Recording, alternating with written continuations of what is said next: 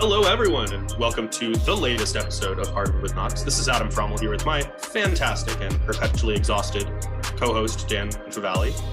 And the reason for the perpetual exhaustion, of course, is because he's working so tirelessly to deliver everyone with such great NBA content and going above and beyond on all fronts. So after that compliment to kick things off, Dan, how's it going? I'm doing even better. I told you I was very exhausted before this podcast. I'm inhaling caffeine right now, but that compliment it's my lifeblood at the moment. So thank you so much. And I'm also it was aimed toward reinvigoration. So you were also telling me before we started about how you were quote tweeting a bunch of fuckheads on the NBA Math account who were adding you, and so I've been reading them. And I'm actually I did not use those words, just to be clear. Fuckheads, I'm the only one who like curses to like the stupid extent here because I can't stop myself. I don't know why I'm like this. Anyway, I'm just smiling reading some of these things. So that made me even more happier. So how are you? You're literally fueling my existence at the moment. How does that make you feel? It feels great. And, the thing is, like, I'm used to that, though. Like, that's a pretty typical state of existence here. So it's not new, but it still feels great. Is that fair?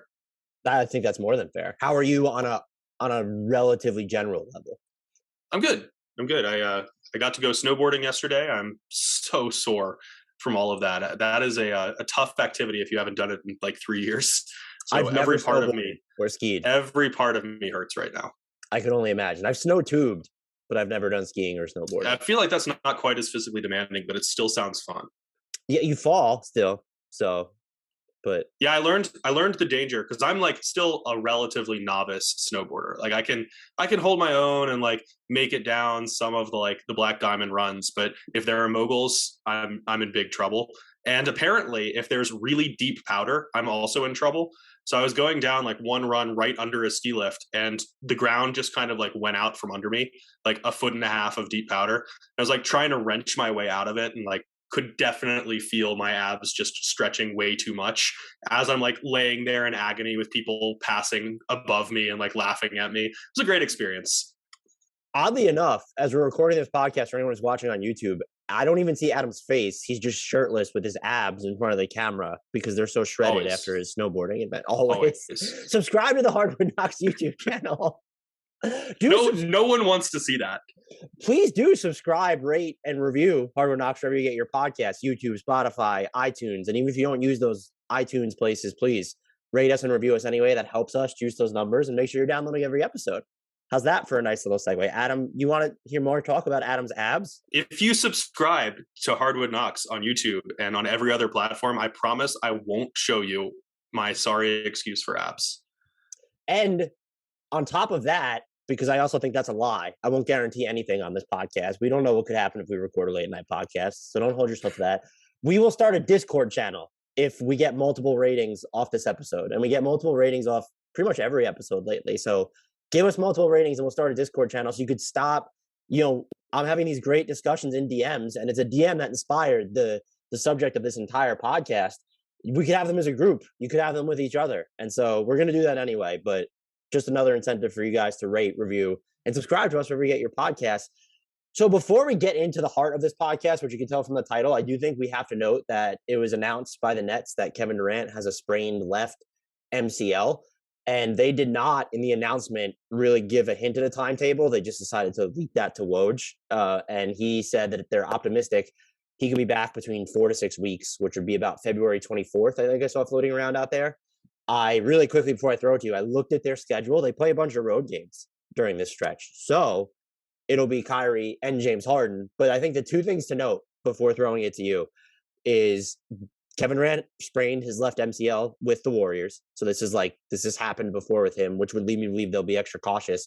And if you're just interested in how the Nets have fared with Kevin Durant off the floor this season, they're still plus 5 points per 100 possessions when James Harden plays without him. So I don't think this sinks their season by any stretch. They've always just been a team that if they're healthy by the playoffs, we have to see how this Kyrie Irving in constant play thing goes. But this is probably, given what it could have been, I suppose, there are worst case scenarios, I guess would be my thoughts on it.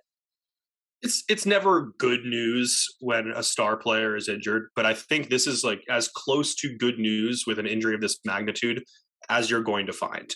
Because James Harden maybe sneakily, maybe not so sneakily, has been playing much better basketball of late, kind of working himself into the periphery of award conversations yet again, like the Basketball Reference Injury replacement MVP award spots tracker. on the award conversation. Perhaps.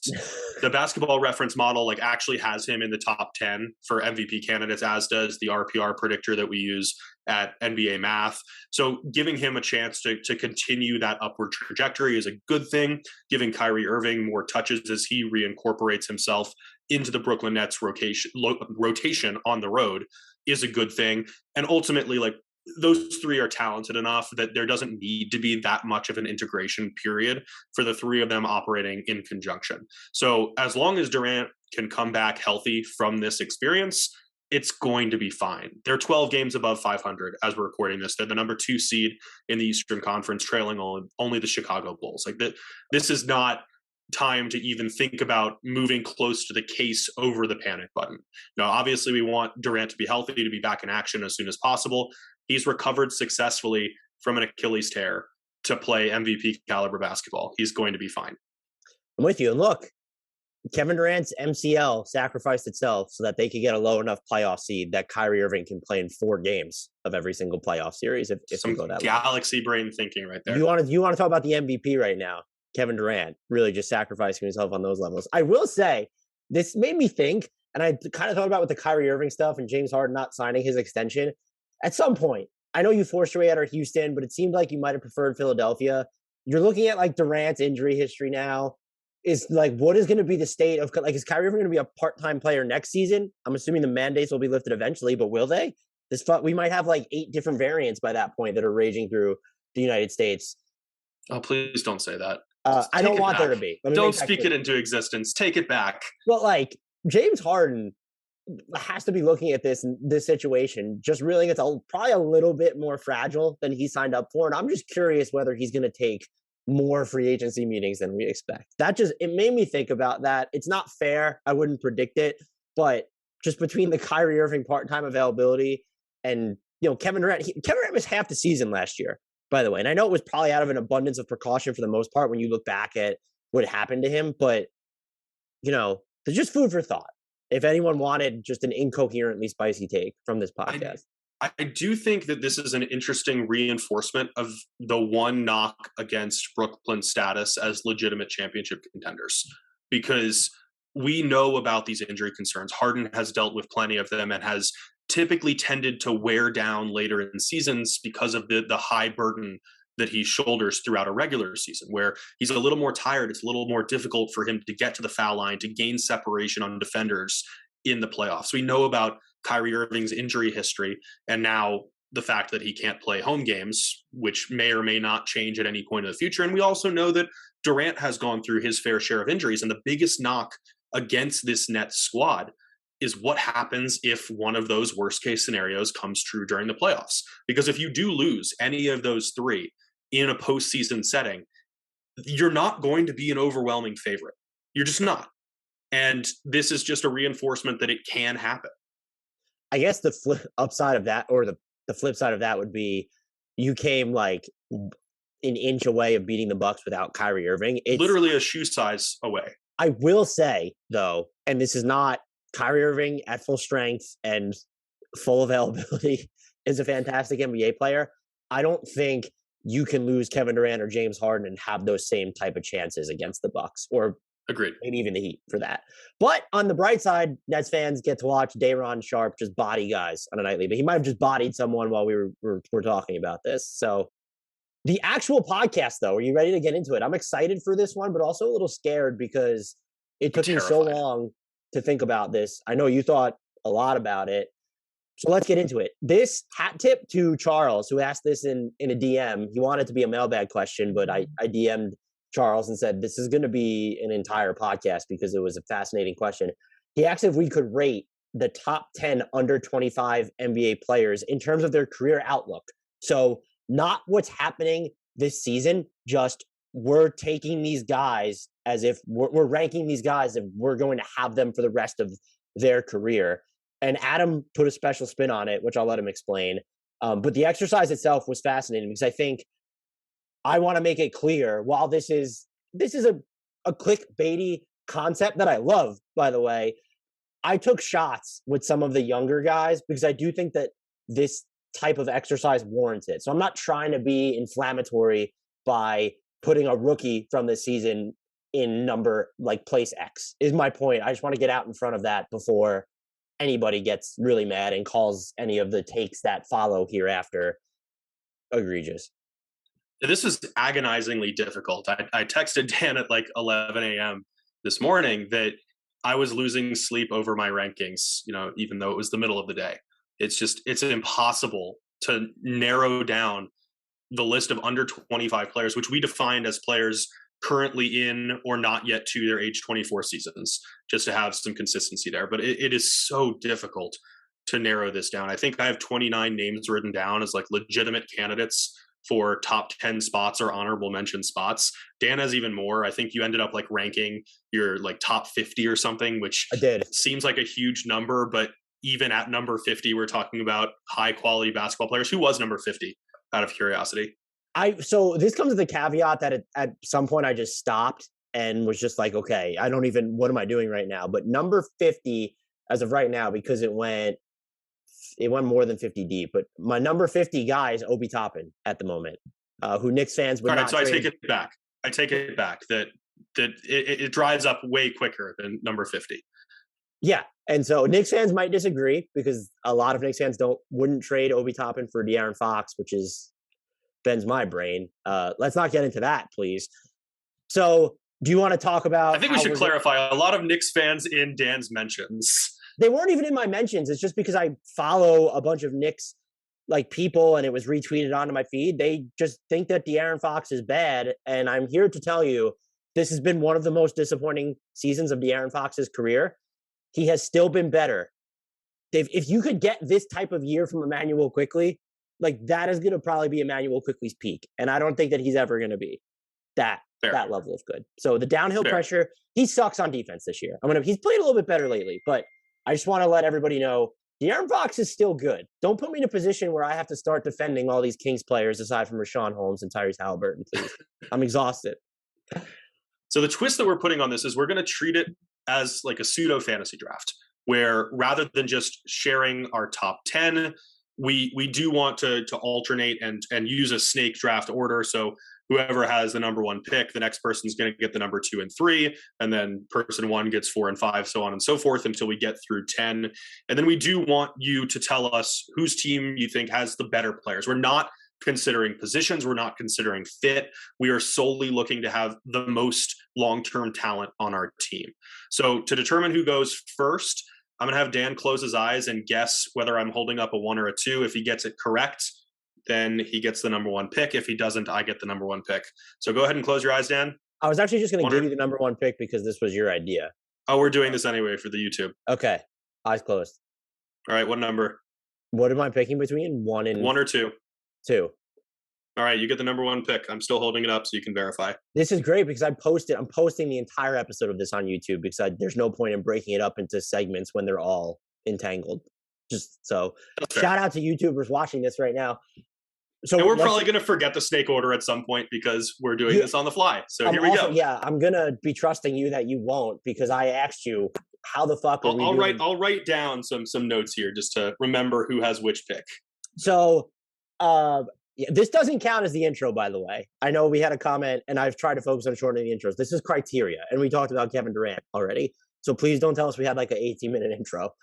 I'm going to take Luka Doncic with the number 1 pick. I think there's been some talk about whether others could be better than him. There's been a lot of Ja Morant over Luka Doncic like talk. I don't buy into it just because this has not been Luka's best season, but he has had to uplift offenses that have such marginal talent where you just don't have, Kristaps Porzingis is your primary big, isn't a great roller. And so the Mavs want to play a separate roller with him. He probably does. Luka definitely does impact the pace at which Dallas is playing, but like they haven't had a legitimate, real secondary shot creator around him. Jalen Brunson this season has been fantastic, but in all the seasons prior, looking at the performances he's had in the playoffs against the Clippers the past 2 years, he has been great. And this is someone who remains transcendent at basketball. And when you look at the level of difficulty on his shots, even when he's getting into the lane and stuff, I still think for the most part, he's beyond compare to where there's probably, to me, a fairly sizable gap between him and then what the number 2 player on this list will be long term. And that's not insulted. I just think he's that friggin' good. And yeah, if he doesn't get any better from here, then yes, that would be disappointing. But I don't know why. This is his age 22 season. I don't know why we would just expect that, oh, this is as good as Luka Doncic is ever going to be. Yeah, Luka was also number 1 on my draft board. But I think the only part I disagree with is that there is a big gap between him and everyone else. And I'm not quite sure about fairly that. Fairly sizable, if you're going to put words. Fairly sizable. I'll twist it however I need to here. I don't know how strongly I believe in that part now, just because of the growth we've seen from the other primary contenders for the top spot, coupled with the growth we haven't seen this season. Where, yes, he's in his age 22 season, and it is still 100% possible that his ceiling is just unfathomable, because we've never seen such a young player excel to such an extent this early in a career. We don't know what kind of ceiling he could push toward if he resumes that upward trajectory. But because there has been that plateauing this season, albeit for reasons that could be beyond his control, I just don't know that I have as much confidence in the resumption of that trajectory. That's fair. That's a fairly sizable take. Okay, I'll take it. But I guess my top pick, and this is probably the biggest debate I had internally, was between 2 and 3. So technically, I don't even have to answer it now because they're both going to be on my team. But I'll answer it anyway because I did end up with Ja Morant in my second spot. What he's done for the Memphis Grizzlies this season has been nothing short of astounding. You know, there's a lot of debate right now about where he belongs in the MVP discussion. And I think that some of the negativity in that discussion stems from the fact that the Grizzlies were so successful while he was out injured. But it's totally his fault. Exactly. The discussion is about where he fits into the MVP pecking order, not whether he belongs in it.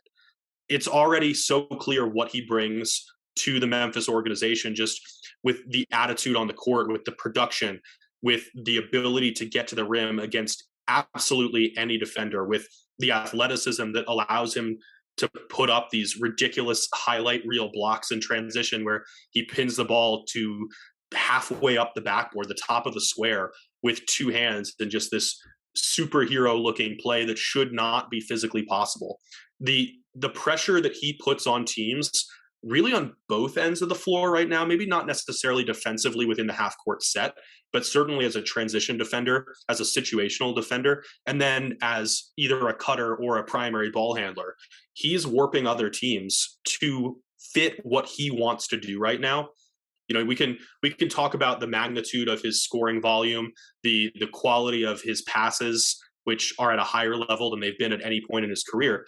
But I think just the amount of scheming that has to be done to account for him right now that just doesn't even matter has allowed for this transcendent growth where I did have to think about whether I wanted Ja or Luka as my number 1.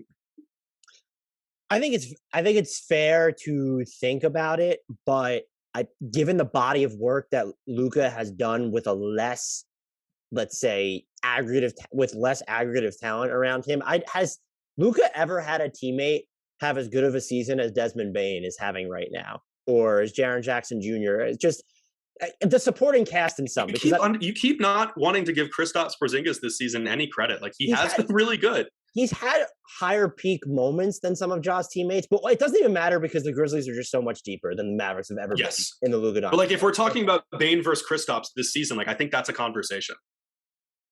Oh, who would you rather have long term? Bane. Yeah, there's my absolutely. But right. Fair. So it just wasn't a hard decision for me to make. I'm more open to the idea. I probably would have said, I mean, there are a few players on this list where you could say if everything hits right, they could be better than Doncic. I do recognize that I didn't have Ja Morant in that tier of player until this season because I was just still questions about his scoring at different levels. And I think he's even proven, I was probably underrating him as a playmaker. Just he's he might be the single best decision maker after leaving his feet that the NBA has. Who is not? He was my number 2 as well, and we had the same top 3. So why don't you tell us who we did have the same top 3? Yeah, my number 3 was Trae Young, and the easy knock here is the defense or the lack thereof, which is a legitimate qualm. It is why he is not number 2 here or even number 1, because his offense is that good, but his defense is that bad.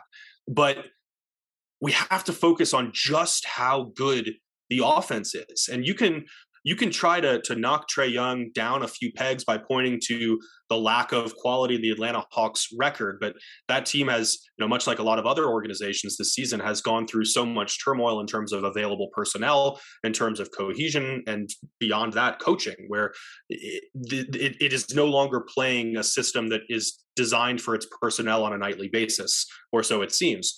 But Young has been impervious to a lot of that as an individual performer because he is so ridiculously talented at creating not just looks for himself, but also looks for his teammates. He can score from anywhere on the court, which really doesn't feel even remotely hyperbolic based on the number of logo threes he's let fly, based on the fact that he's finishing exactly 60% of his attempts within 3 feet this season, which is a new career high. He has taken the NBA rule changes in stride because he was one of the primary perpetrators that led to those new foul calling rules that were implemented this season. And he's adjusted in a beneficial way. He's become a better interior scorer because he's looking to score rather than to draw contact. And he's doing that while continuing to put defenders in one of the NBA's toughest pickles to deal with.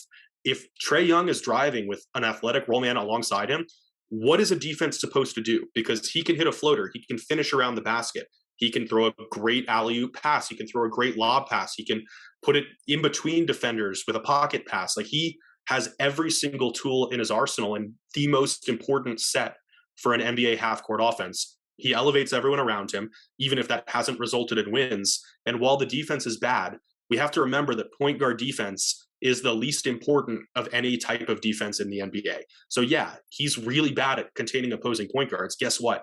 So are a lot of other point guards. He doesn't have the personnel around him to account for that right now. With Clint Capella either out of the lineup or hobbled for much of the season, he hasn't had that reliable second line of defense that he had last season and the year before that. But just the sheer magnitude of the offensive burden he carries so successfully makes him an unquestioned superstar who is still in the conversation to be the number 1 player in this exercise. And I will back up everything you said, looking at the scope of his role. It's a combined stat. This is one of the most absurd stats. It's definitely a volume thing, but it speaks to the severity of his role right now and the Hawks' dependence on Trae Young. He is first in the entire NBA in assists thrown at the rim. And yes, I know you play with John Collins and Clint Capella and a little bit of Onyeka Okongwu. That's still flipping impressive. He is 5th in 3-point assists this season. So he's in the top 5 of both of those. This is also absurd. When you look at the players who've generated the most points off unassisted threes, he is first in that. When you look at the players who've generated the most points off unassisted twos, he is 3rd in that. That is a mind-melting number. And the fact that the Hawks aren't worse is really just because of him. Like, they wouldn't be in a position to where we could think about to save their season if Trae Young wasn't exactly this great. If you just chop it down 10, 15%, we're probably talking about the Hawks as just like one of the all-time one-hit wonders right now or something wild along those lines. So I echo everything you said. And I think, insofar as I do think this exercise was tough, but it felt like the top 3 were really easy to cobble together. Ja, Luka, and Trae made that really easy for me. The top 3 players, not necessarily the top 3 order. Because I don't feel great about having Ja Morant ahead of Trae Young. No, I don't either, but I do think Ja has shown, since he's come back from his left knee sprain, there's been a lot more defensive effort there. And I also don't know how much to, like, when you look at Luka's defense, what would Luka look like on defense if he was as small as Trae Young? Because Luka has not been one of the league's worst defenders, but a lot of that has to do with, like, size and girth. And it's how do you... I don't know how much credence I give to that just because we can't change that fact. But it's like, how good would Trae Young be on defense if he had Luka's size? Like, it's an interesting thought exercise, but how much impact does it have? Well, I'm just saying, how do we hold that? against Trae Young, where I feel like a lot of his defensive stuff is physical limitations, although he is, unless you can find a place to stash him. I guess maybe it's semantics, but to me, it's like, I don't hold that against Trae Young, but you have to hold it against him in this exercise. Fair enough. Let me get to my player. This is number 4, and I'm still thinking about changing this as we say this. I can't go with who I think I want to go with just because I factored in like injuries to this because that's going to be part of the career outlook. I'm going to go with LaMelo. I really do think he still needs to get so he was number 4 on my list. I thought about changing him for players we'll discuss now. He needs to get stronger. So that'll help him on defense as a better finisher. I think he can already just is big enough to disrupt certain possessions on defense when he is like in position and not being bodied as much. So I have hope that of all the players we just talked about, of these 4, my guess would be LaMelo ends up having the best defensive career, is what I'm getting at. What he's already been able to show is just like a shooter as a transcendent passer. I think that's someone who's going to uplift guys even when he's not scoring. I think he's going to be someone that other players really want to join up with and play with. And I do think that's an important part of this. I understand that there might be players that are going to have, gaudier numbers, but this could end up being someone who's a triple-double machine, which I don't know how much that actually matters because of how we weight rebounding now. He's such a visionary on the offensive end, and he can single-handedly just dictate the pace of not his team, but the entire game. Because the Hornets want to play at warp speed, but like LaMelo in the half court is still absolutely terrifying. And there are certain players that you can't say that about, where they're able to shift gears so seamlessly. And I'm saying all this about LaMelo, knowing that I think he has so much room to grow, which is why I don't even want to think the word is brazen here. I don't think this is like a brash selection, but that's why I was relatively comfortable throwing him into that top 5 conversation when there are so many options to put here. I think this season in particular, we're starting to see more of that preternatural vision show up on the defensive end as well, where even as a rookie, he was a threat to produce steals, but it felt like that was more a byproduct of excessive gambling. And this year, it's more a byproduct of him having really quick hands and really quick instincts and having a better read on what the opposition is doing. I think the highlight sequence against the Orlando Magic the other night, where he made a 3, celebrated it from the left wing, ran back, then from the same wing on the other side, he deflected a pass, stole the ball, went between the legs and threw an alley-oop to Miles Bridges. Like that was a sequence that I saw everywhere on Twitter because of the bookend plays and because of the sheer audacity to go between the legs in a relatively close game. But the anticipation that led to that steal and fast break opportunity in the first place got completely glossed over, where even if it looks like a simple play, to have a read on what the offense is doing and be able to anticipate the pass and make contact with the ball in a way that leads to a breakout opportunity, that's impressive for a second-year player who is not primarily known for his defense. And to me, it helps justify this pick. I had LaMelo at 9, so he was within my top 10. I didn't have him quite this high, but I do think if you believe in that defensive growth, that this is totally justifiable. I'm also sort of just banking on we see a better version of looking at how even Trae and Ja have grown as finishers. And I do recognize that both of them were a lot better finishing than LaMelo is right now when we're talking about that stage of their careers. I'm saying like it's years and years ago. They're just like a year and 2 years ahead of him respectively or whatever. Maybe Trae is 3 at this point. No, he's only 2 years, right? Who cares? He is flash married with substance, and maybe I am overweighting like the pageantry of his game. Am I becoming one of those people? But I'm banking on the fact that we're going to see someone who gets better as a scorer when he's going downhill and is just among the trees. And also, I think he's going to be, we'll talk. Let's see who you name first. But like, there's a chance he could be the most impactful defender among the players that are in the top 5 or whatever. So I forget who you even have fifth, but you don't get to find out until you've made your choice at number 5. Oh, I'm 5. So I'm going to let you know Yeah, right we're now that snaking LaMelo here. will not be the most impactful defender in the top 5 because Bam Adebayo is 5th for me. I thought about putting him lower because I don't know that Bam is wired to dominate in the same vein as other players on the offensive side of the ball. And I would question if you ever have to run your offense entirely through him. When you have a Kyle Lowry, a Jimmy Butler, a Tyler Hero, there are stuff that you can do with Bam, and he's going to run fast breaks. I think the context of his role is a lot different if you remove talent from that. You can say that about a lot of other guys, but I don't view him as a Doncic, Morant, Young, even LaMelo, who could eventually or right now prop up an entire offense. That being said, he is one of the best passing big men in the league. The fact that he can lead fast breaks, the fact that you can run things through him in the half court, on top of the fact that he is one of, if not the most matchup proof big in the league, and it depends on how you define big. Giannis exists. Yes, I'm very full aware of that. I thought that I was comfortable doing this. He's also shown he's older. This is age 24 season, so he just barely he made the cut for us just by that. We're talking about someone who's an established all-star at this point too, which made me comfortable putting him ahead of guys I had injury questions about, or we're talking about younger players with even less experience. So this to me might have actually been my bigger dice roll than the LaMelo one. I still don't I disagree with that for what it's worth. I will say though, I can say all these things about him in the offense and how he looked before this season in the non-Jimmy Butler minutes. We don't know what the show looks like if it's Bam's to run because it's never been that just in full. And maybe it never needs to be like that because of the way that big men are viewed.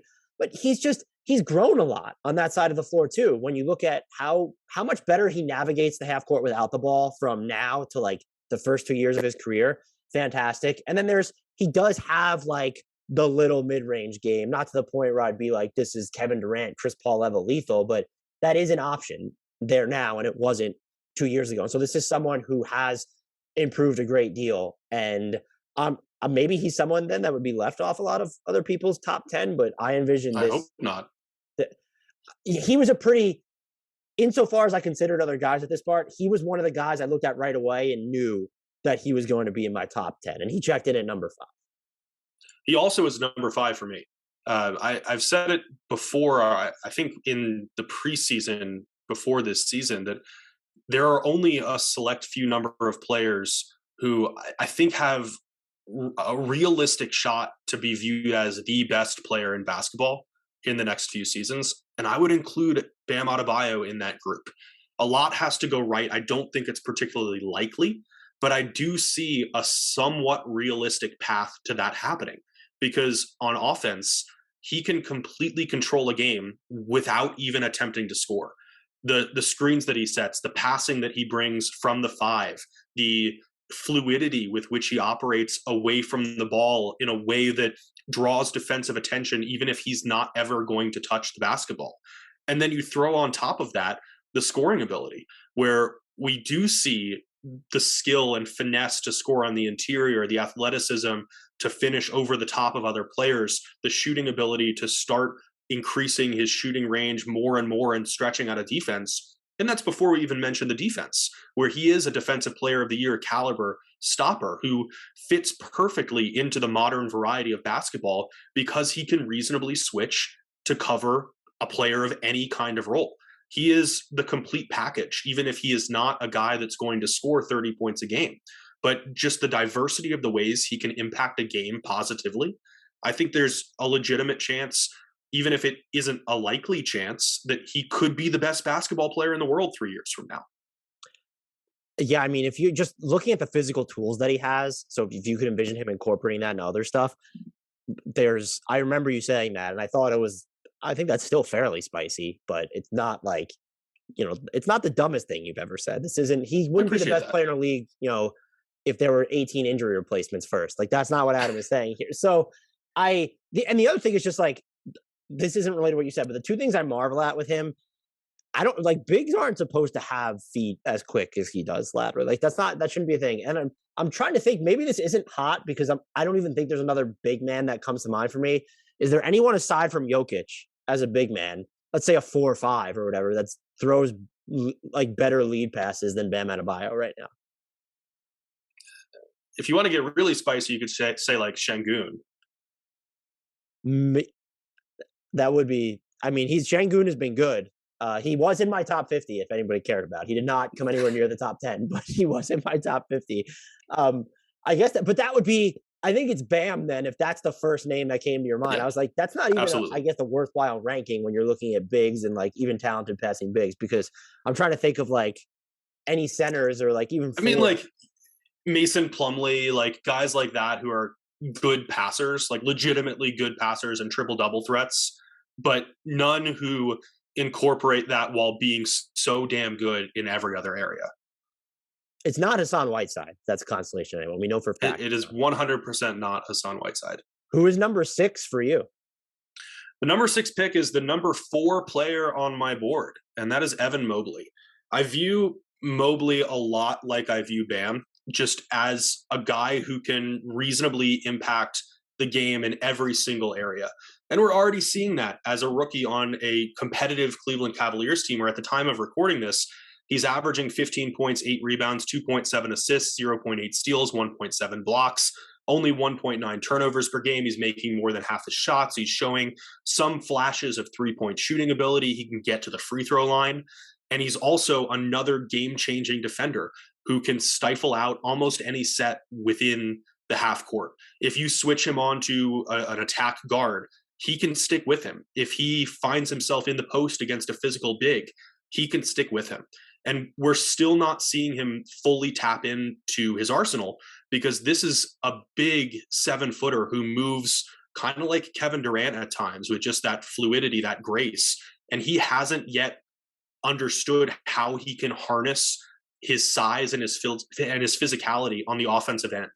And when that happens, the sky is going to be the limit for him as a scorer. He's another guy who I'm not sure I know what his ceiling is going to be, because he could legitimately be a 30-point-a-game scorer who is also in the Defensive Player of the Year race. And that still might be selling him short, because he's just that good.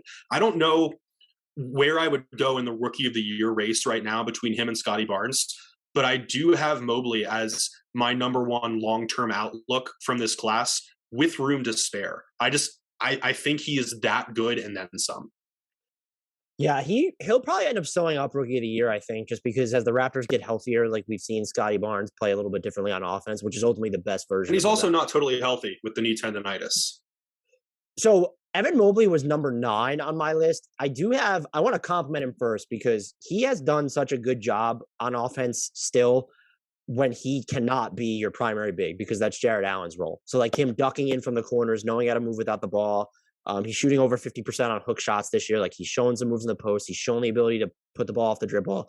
I think I just struggled to envision what he'll look like in a higher volume role, especially if you're going to continue to use him like this. Is he ever going to have that opportunity? Maybe I'm not being inventive enough, just because this is someone who is fewer than 50 games into his NBA career. And so I fully recognize that. And the thing you mentioned about the Kevin Durant fluidity, even if people think that's over the top, like this is someone who is moving better with the ball in his hands, it feels like, than Kevin Garnett did. I wasn't old enough to remember like prime Kevin Garnett when they were using him as a 3. So maybe I'm off there. But like that is the level of quickness and just dexterity he feels like he has the ball in his hands. And so that's someone who can turn into an offensive lightning rod, in addition to being Defensive Player of the Year caliber. Like that's what you would have to put his outlook near right now, just based off what he's showing. He's an all defensive threat right now, which isn't supposed to happen for a rookie, much less a rookie big man. So that was the one that was tough for me. I went back and forth on Evan Mobley. I think I might just have a lack of vision for him on offense though. And that might be a flaw of mine. Might be, just I haven't seen the way the Cavaliers are playing this season. Like you're running it through Darius Garland, you have Jared Allen being the primary screener, and the fact that Mobley's been able to show things when he can't be your primary big all the time on offense. And just, I mean, even the way he's a good passer too. And the other thing is like the way he communicates on offense is really effective, it seems like, as well, when you watch the Cavs. So look, if you made the top 10 of this list, I'm just going to say that should be a compliment. But the other reason he's here is because ultimately I do think someone else in the draft class is going to have a better career. Still, Evan Mobley's fantastic. It wouldn't shock me if he ends up being like way better than I'm even giving him credit for right now. I'm so high on him that I was probably closer to moving him into the top 3 than out of the top 4.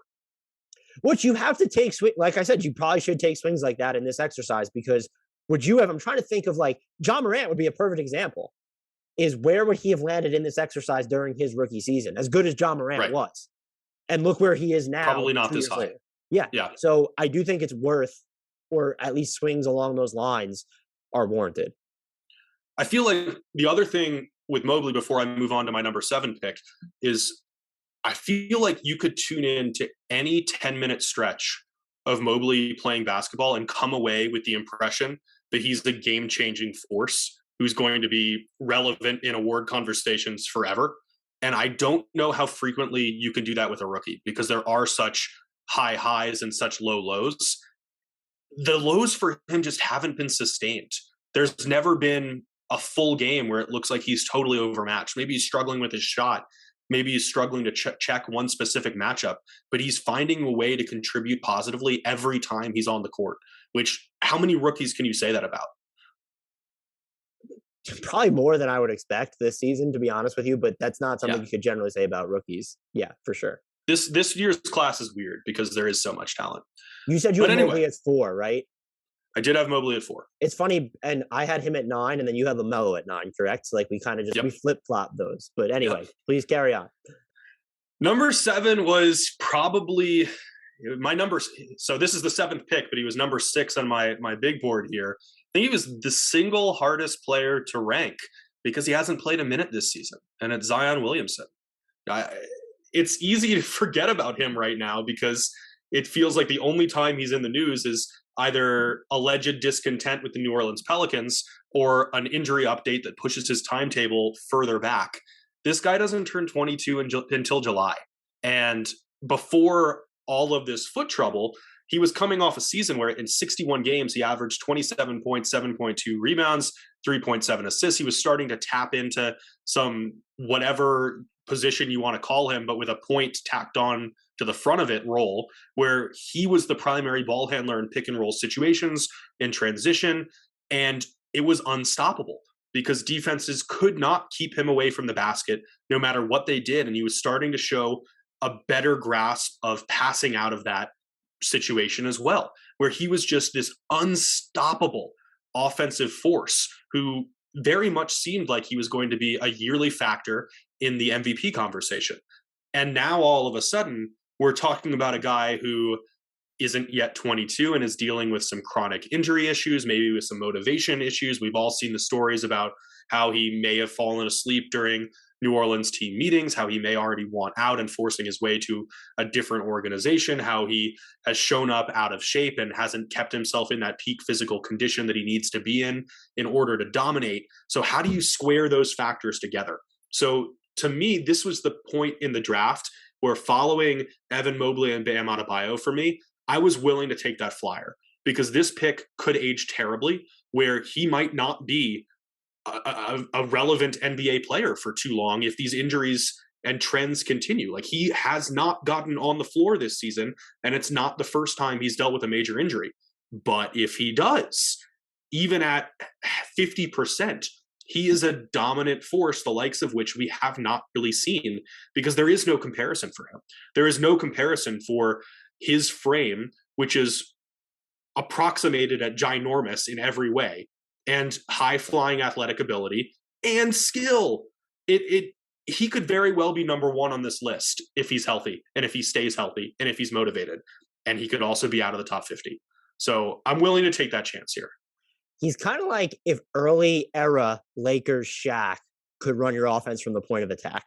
Might be the best way to describe him. Which is unfathomable. Just because he's 2001 Lakers Shaq might be the most dominant player in NBA history. Yeah, because he's clearly not as chiseled as Orlando Magic era Shaq. So I'm not erasing that Shaq. If you want, go back and watch Orlando Magic Shaq highlights. He was leading the break sometimes too.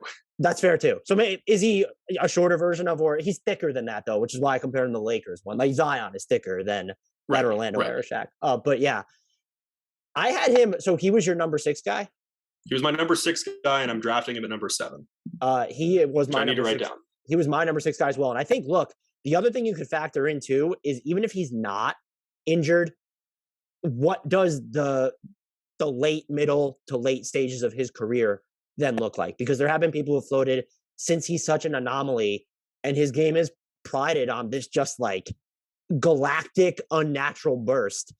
Could he peter out sort of quick, like similar to the not I don't want to, but like Andre Drummond? Think about how like shortened his prime became, and I don't he was they're not the same players, but their games were so prided on physical tools.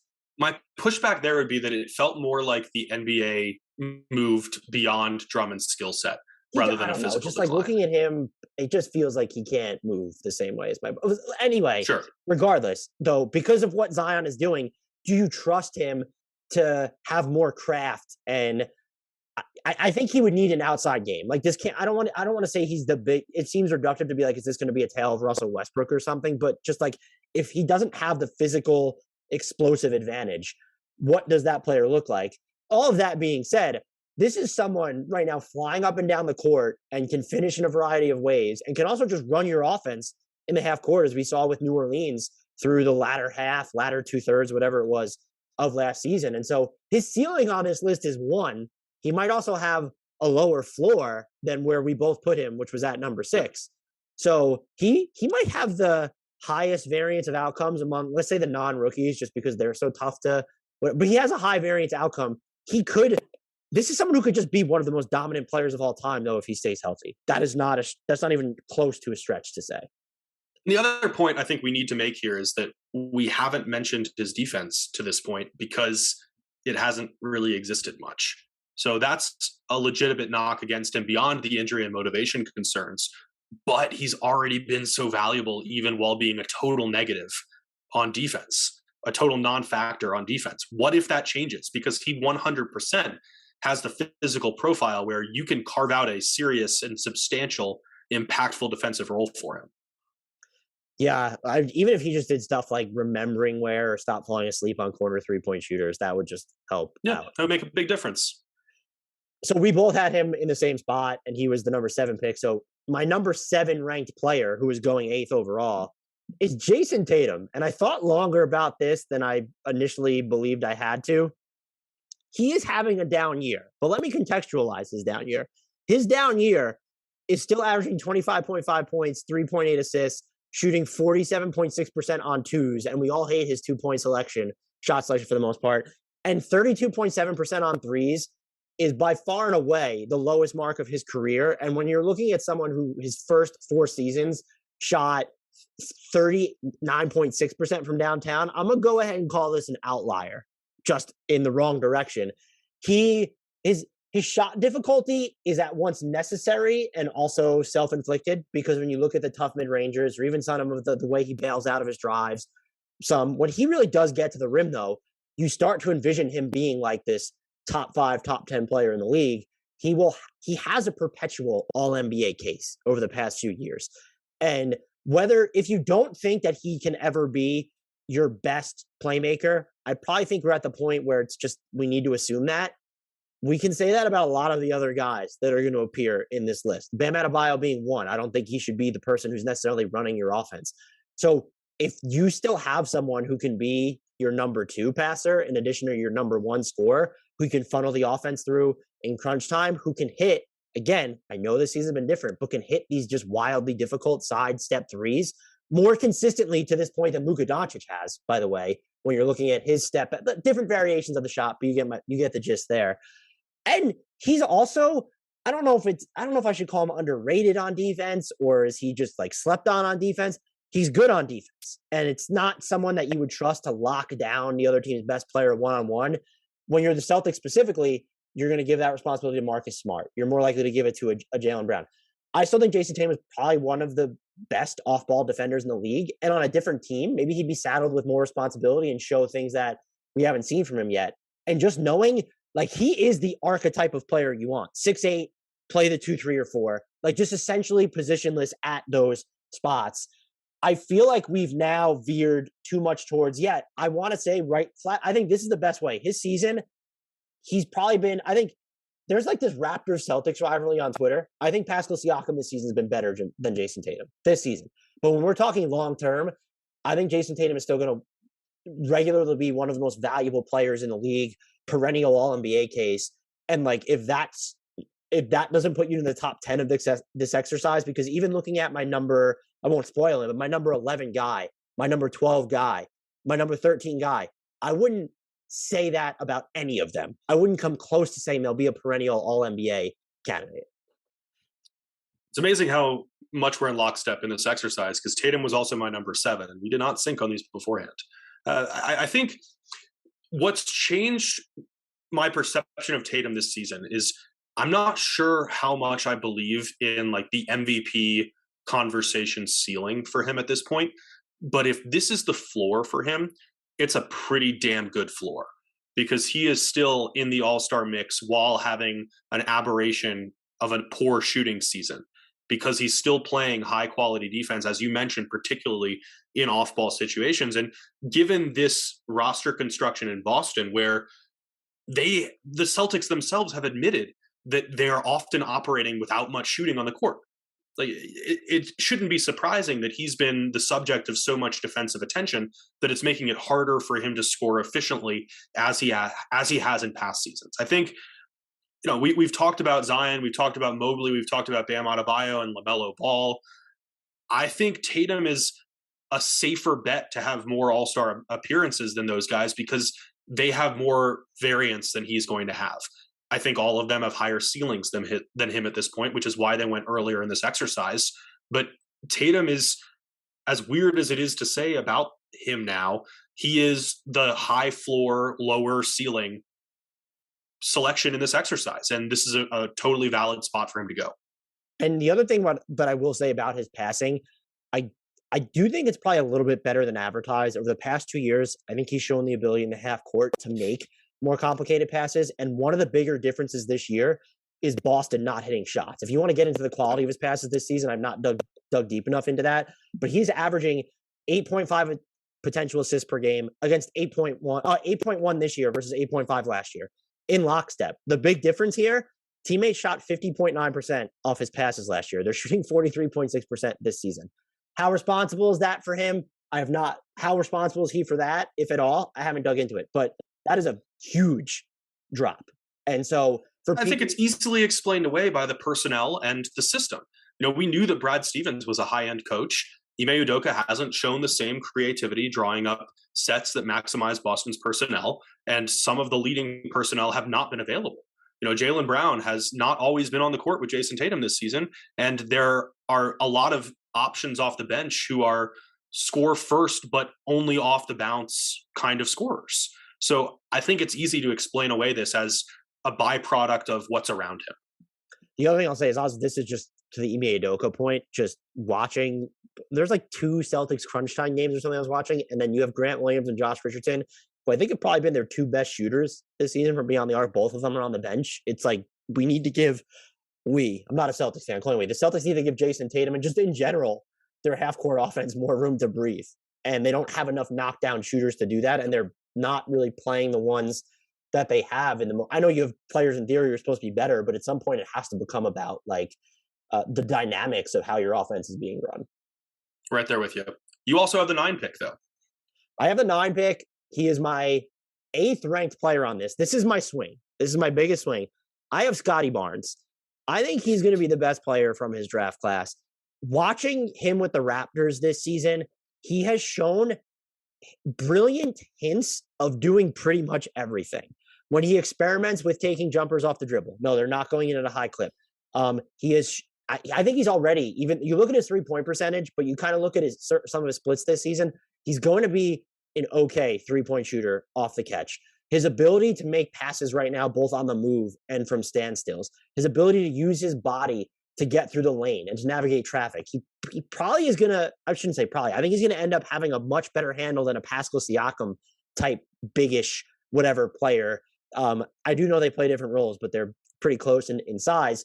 It's just not as loose, and I think you see more of a tightness and a craftness there when you're looking at the way he dribbles. And this is someone who's already made just a bunch of high-level plays on the defensive end, who is going to, if he's not your best defender, he's at least someone that you can move up and down the assignment spectrum without worrying about him torpedoing your defense or looking overmatched. And I'm saying this about someone that I don't know that he's mastered any one thing this season, but his finishing is his finishing in between, like from further away from the basket than I would have thought, is much better than I would have expected. But this might just be one of the single best all-around players in the NBA one day. And it was hard for me to leave him off the top 10 by doing that. And so he ended up, I have him higher than Evan Mobley because I do think when I watch the way he plays, I think he winds up having a substantially bigger role on the offensive end one day than an Evan Mobley does. We'll see whether I'm right or wrong, but Scottie Barnes, he has a real chance as of right now to beat Evan Mobley as Rookie of the Year based off what I've seen of the Raptors lately. And this is the best version of themselves because Scottie Barnes is still new. Looking at their personnel, I think Evan Mobley probably has a better chance overall. But I am seeing so much brilliant, high-end flashes from every area of Scottie Barnes' game. Where no, he's not the dominant defender that Mobley is right now, but he's also doing things on offense in general that Mobley either isn't allowed to do or can't do at the moment. And it was just tough for me to not make this little dice roll. And I don't even think it's like an egregious dice roll because I'm sure you have him in your top 12 or 13. I didn't rank beyond 10. I do have Scottie Barnes as one of my 5 leading honorable mentions, but I did not rank within that group. That said, he would have to be the highest he could be for me would be number 12 because I do have him with the 3rd highest ceiling in this draft class behind Evan Mobley for obvious reasons since I've gone over them, and Cade Cunningham, who has not been as good as Scottie Barnes. That is beyond debate during their rookie seasons, but I see the intelligence that Cunningham plays with as a primary ball handler, the angles he's already taking, the passing ability that he has, the smoothness to his game, and I still have him a little bit ahead in that long-term conversation. So Cade Cunningham is another one of my 5 leading honorable mentions, and since he would be just ahead of Barnes for me, Barnes at best here would be number 12. But again, that's not an insult to him because I fully agree with everything you just said.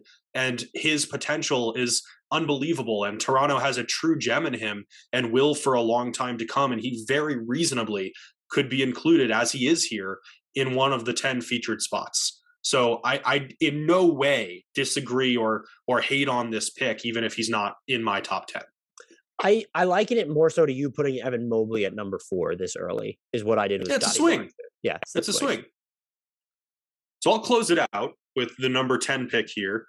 And I'm going to go with Shai Gilgeous-Alexander because I think we sometimes forget about players in his situation where he is so obviously a game-changing force. He really benefited from the year spent alongside Chris Paul, where the game was just able to slow down for him. He learned how to manipulate defenses to his advantage. He has every skill in the book.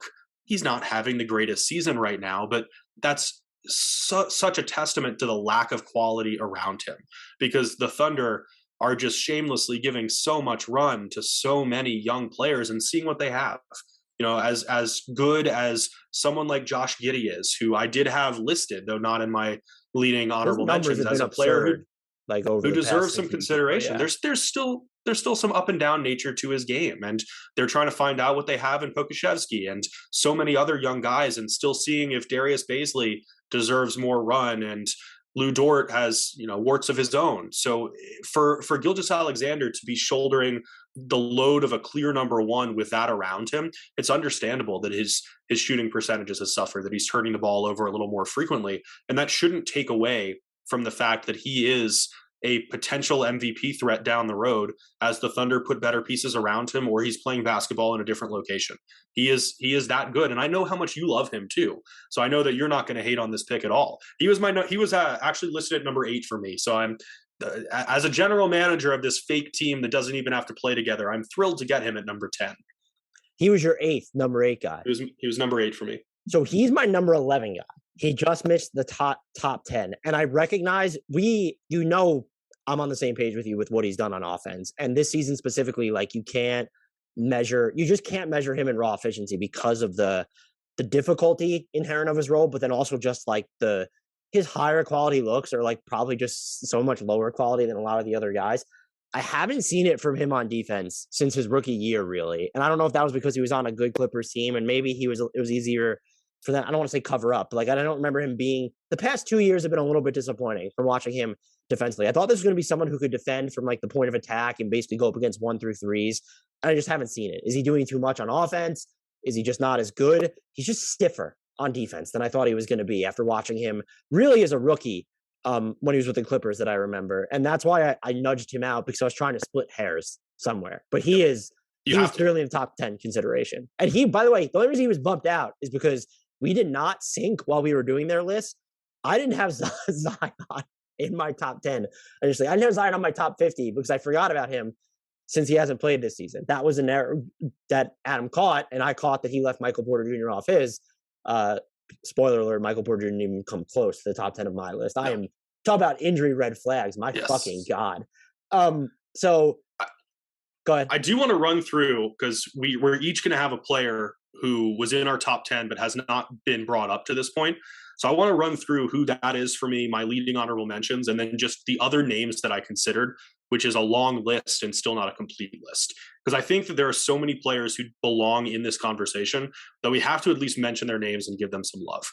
So do you want me to run through mine and then you can go through yours? Yeah. So my number 10 was Anthony Edwards. Just the growth that he's already shown from the beginning of his career.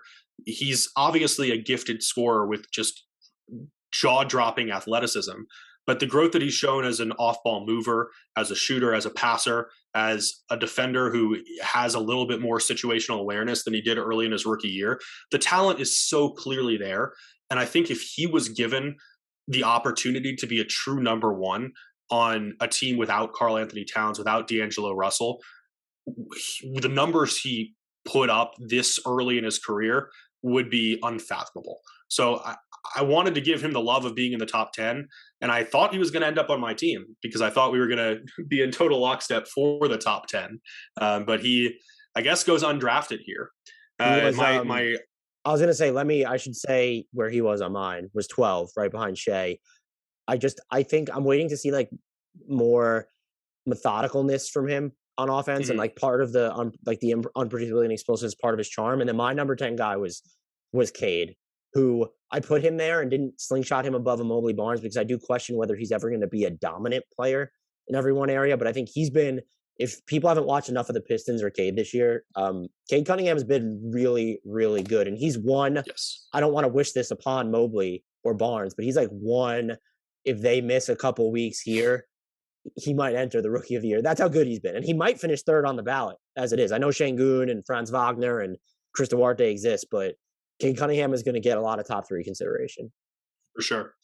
My other honorable mentions, aside from Scottie Barnes and Cade Cunningham, who we've already talked about, Darius Garland. I'm not quite sure what the ceiling looks like, how much he's going to evolve beyond the player he is right now. But the passing acumen, the additional scoring ability we're seeing this season made him a legitimate threat to enter my top 10. I don't want to forget about Jamal Murray, because he does still qualify from an age perspective here. He hasn't returned from his torn ACL for the Denver Nuggets yet, but just a seminal scoring talent with so much offensive swagger, who elevates the Nuggets to another level because of his well-rounded offensive ability. And then Tyrese Halliburton was the other of my leading honorable mentions. The all-around game, we saw that as a rookie. This year, we're seeing him flash more spurts of excellence as a lead ball handler who is initiating offense. I didn't really know if he had that kind of juice to his game. He does. He is going to be in the all-star conversation in the Western Conference, even without injury replacements, in perpetuity. He 100% deserves some consideration here. And then the other names that I had written down, and I'll give the caveat that I did not write every name that I gave any consideration to, like Jalen Green, Jalen Suggs, Franz Wagner, rookies who we just haven't seen enough from. They deserve merit, even if I didn't list them here, because I still have to mention Jaren Jackson Jr., and these are not in order. Jaren Jackson Jr., De'Aaron Fox, DeAndre Ayton, Desmond Bane, Tyler Hero, Brandon Ingram, John Collins, Jared Allen, OG Anunoby, Miles Bridges, Lonzo Ball, Josh Giddey, RJ Barrett, and Michael Porter Jr. Just there's so much under 25 talent in the NBA, which is why this whole exercise was such an agonizingly difficult one. Because like I feel terrible that De'Aaron Fox, that DeAndre Ayton, maybe even Tyler Hero aren't even in my honorable mentions. I don't feel terrible about anything. There's talent, and these are rankings. I know a lot of people do tiers, and maybe those are fine, but like you would have to cut off people from it in general. Yeah. I don't feel bad about this at all. If I'm wrong, I'm wrong. I'm trying to give honest opinions here, though. So we differ there. I don't feel bad about my list at all. It was hard, and it made me want to pull Dan my is hair just out. way more heartless than me. Yeah, that too. We had. Well, I can't do that because I don't have any hair left. So there's another difference. I was good. He actually did. You actually did pull your hair out. That's why. Yeah. I wanted to interject, but forgot to. I think we had the same top 15 players because I had Shea at number 11, Edwards at 12, Jamal Murray at 13, Darius Garland at 14, and Tyrese Halliburton at 15. We 100% did then. So OG was the toughest player to leave out of the top 15 for me. I think we've now seen it's cool that he can hit like these like slow, deliberate off the dribble threes, but the Raptors are clearly going to be best when he is their third or fourth option. When they don't need to do a bunch of complicated stuff on offense. So I might be out on the idea that like OG Anunoby can do a lot more on offense. That's not, look, I have him at 16. So like I have him as ahead of De'Aaron Fox right now, who I'm in love with. And Fox was actually much lower than that. But so yeah, there's a lot of talent. Like I said, I don't feel bad about the way the list shook out. I did include one of the, I don't know if you mentioned Jonathan Kuminga, I think is a name that needs to be put in here because he's just, and the other one is like James Wiseman. I didn't even give a little bit of consideration to, which is kind of never even crossed my mind until you said his name right now. He was on my top 60 names or whatever it was, but I also didn't like at that point. I ranked them, but I was ranking them as I went along. So I probably forgot some people. Point being though, like I think if we do this next year, which maybe we should, and I have my spreadsheet saved with both of our rankings so we can take a look at how our top 15 basically shook out. I could see him as being a name that's like in here that wouldn't even be close to here right now because he just hasn't had enough playing time. And I think, Michael Porter Jr. might be there too because he's the type of person that if he was healthy and is just like exploding, and look, even if De'Aaron Fox was playing like where he was last, well, he'll have graduated from He's probably in the top 10 if that's the case. Right. He won't be next season because that'll be his age 25 season, but this will be fun to revisit. And so I have Gary Trent Jr. fucking on here, like Desmond Bain. We didn't talk about this is why you're exhausted. Right. And Denny Avdia, like that's someone that I could just see, like, I don't know if he'll get to I could see him entering the periphery of it, like my top 15. So you're currently pulling an Adam with all-star selections right now. No, I'm saying top 15. I went top 15 deep in the rankings here. So let me run through these really quickly. And then I'll name which 5 I ended up with so I can timestamp if people just want to skip to see what our teams were. But my top 15 in this exact order were Luka, Ja, Trae, LaMelo, Bam, Zion, Jason Tatum, Scottie Barnes, Evan Mobley, Cade Cunningham, Shea Gilgeous-Alexander, Anthony Edwards, Jamal Murray, Darius Garland, and Tyrese Halliburton. My team in this draft ended up being Luka, LaMelo Ball, Bam Adebayo, Jason Tatum, Scottie Barnes. And I'm going to be honest, we didn't draft for fit. That's like a fair roster. Like I think yours probably fits a little better than mine if we were including that. I actually don't have my top 15 written out anymore because I was deleting them. I have your top 15. Okay, go for it. So you had Luka 1, Ja 2, Trae 3. Your 4th was Evan Mobley. Your 5th was Bam Adebayo. 6 was Zion Williamson. 7 was Jason Tatum. 8 was Shea Gilgeous-Alexander. Your 9 was LaMelo Ball. And your 10 was Anthony Edwards? Edwards. Yeah, Anthony Edwards was 10 for you. Wow, you left Cade Cunningham off your list. Yeah, he was my number 1 among the honorable mentions. And I wanted so badly to get him in there, but I could not elevate him over Edwards because ultimately Edwards has shown it and Cunningham hasn't yet. It's been an up and down rookie season, and even the ups have not matched what Edwards has done yet. And you didn't rank them, but you had the same, like you had Cade in there, you had Jamal Murray, Darius Garland, Tyrese Halliburton, and Scottie Barnes. So we had the same top 15, which is actually really funny because I think you could have made a case for at least like another 5 or 6 names to be different. It is fascinating that it worked out that way. But my team ended up being Ja Morant, Trae Young, Evan Mobley, Zion Williamson, and Shea Gilgeous-Alexander. And if you think that SGA could play the 3, then this might work too. Yeah, I mean, look, the way that Evan Mobley has played this season, I won't rule anything out. He could play with Zion. That's fine. Just go ahead and do it. So sure. This was fun. When we do want to run a poll on this. We're gonna wait a few days just to not spoil it too much for people, but we're gonna have to be careful how we frame the poll question because fit didn't matter, current level doesn't matter, except how it informs us about the future. So I can see like we're gonna have to be careful here so we don't get any votes that are like, yeah, like Adam drafted 3 point guards. Yeah, you could also just, if you finish off your top 15 list with those 5 players, we could just ask who had the better top 15 ranking. Maybe they were so similar that it would be negligible, but the fact that they're all the same players. I don't think I like that as much. But I was going to say they're all the same players, so it would work. You're going to have to figure out how to frame this because I didn't even understand the point of the draft aspect of this exercise, so that's going to fall on you. Yeah, just something different. That's the whole point. This was fun, though. If you've made it this far and you have not rate, reviewed, or subscribed to us wherever you get your podcast, please do all of those things. If this is your first time listening to us, consider throwing us that permanent subscription. Rate, review, and us on iTunes, even if you don't use it, because those numbers help us out a ton. The reviews as well. The ratings help, but when you rate and review, it helps a ton. And if you rate and review, we are more likely to start a Discord channel. Follow us on YouTube, youtube.com. Search Hardwood Knocks. We will come up. We are on Instagram at Hardwood_Knocks. We are on Twitter at Hardwood Knocks. Adam is on Twitter at Frommel09. Follow NBA Math at NBA_Math. I'm at Dan Favale, Favale. Until next time, we leave you to shout out to the one, the only. He did make the top 16 on my list. He was the first honorable mention outside the top 15, Frank Ntilikina.